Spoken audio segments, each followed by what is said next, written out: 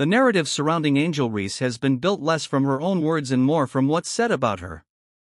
Social media threads, cryptic posts, and speculative commentary have turned her into both a cultural phenomenon and a media target, even though her direct exchanges with the press remain few.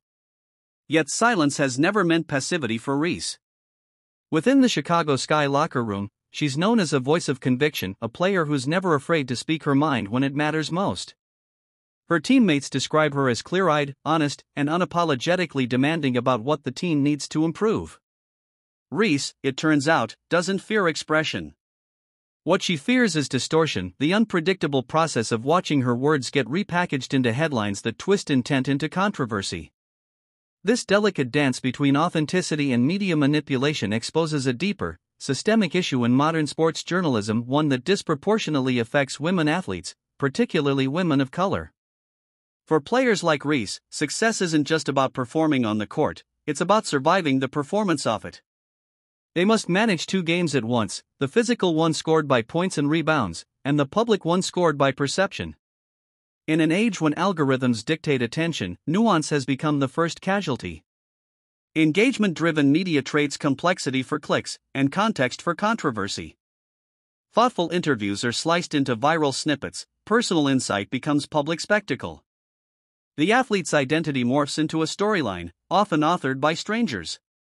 For Reese and her generation of emerging stars, this landscape can feel treacherous, a digital minefield where every quote is a potential explosion. Speaking carries risk.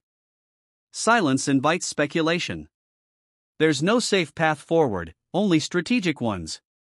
That's why many athletes now choose controlled platforms, their own podcasts, branded documentaries, or carefully curated social media channels where they can shape the story rather than react to it.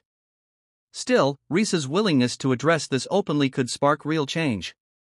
Her honesty about her discomfort isn't retreat, it's a challenge. She's asking an industry to evolve. What if press interactions were built on mutual respect rather than obligation? What if reporters and athletes received equal preparation, not just to perform but to understand one another? Right now, neither side benefits from the standoff. Athletes feel exploited, journalists feel excluded. And fans, the supposed beneficiaries, are left with sensational fragments instead of meaningful insight.